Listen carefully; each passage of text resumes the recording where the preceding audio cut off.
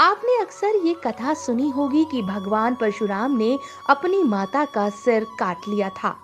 लेकिन हम में से कितने लोगों को इसके पीछे की कहानी पता है? शायद बहुत कम लोगों को मालूम होगा।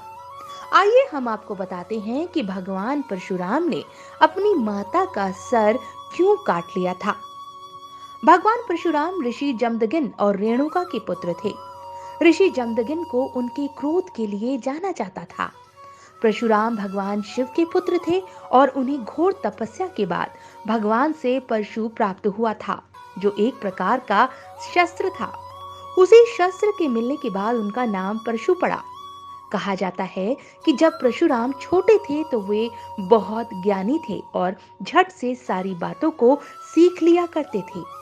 वे अपने पिता की आज्ञा को बहुत मानते थे। उनके लिए पिता की बात मानो पत्थर की लकीर थी।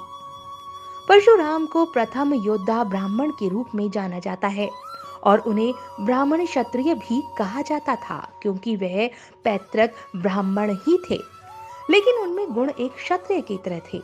उनकी माता रेणुका एक क्षत्रिय की बेटी थी। परशुराम को परशु मिलने के बाद उन्हें इस धरती पर हरा देना किसी के लिए भी संभव नहीं था। परशुराम के माता पिता बहुत आध्यात्मिक किस्म के थे। उनकी माता को पानी पर पूर्ण अधिकार था और उनके पिता का अग्नि पर अधिकार था। कहा जाता है कि माता रेणुका गीली मिट्टी के घड़े में भी पानी को भर लेती थी। एक बार ऋषि ने अपनी पत्नी रेणुका को पानी भरकर लाने के लिए कहा।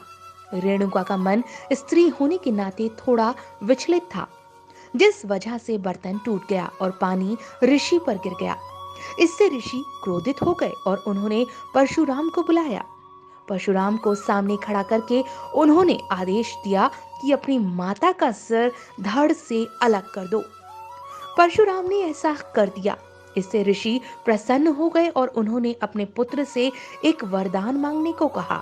परशुराम ने अपने पिता से वरदान मांगा कि हे पिता, मेरी माता को जीवित कर दीजिए। चूंकि ऋषि जमदगिन को दिव्य शक्तियां प्राप्त थी, तो उन्होंने रेणुका को जीवन दान दे दिया।